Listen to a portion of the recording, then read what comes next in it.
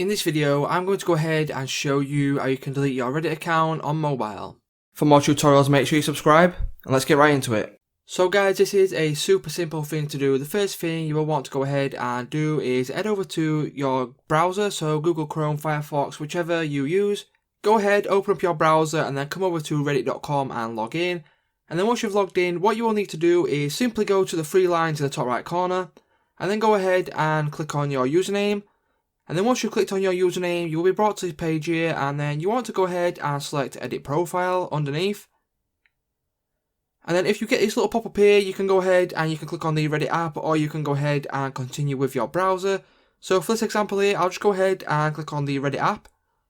And then what that will do is it will bring up this new tab here, and then it will bring you to this little section. So if you want to go ahead and delete your account on Reddit, all you need to do is simply scroll to the left on the top bar, and then select Account. And then what you'll need to do from here is scroll all the way down to the bottom until you see Deactivate Account.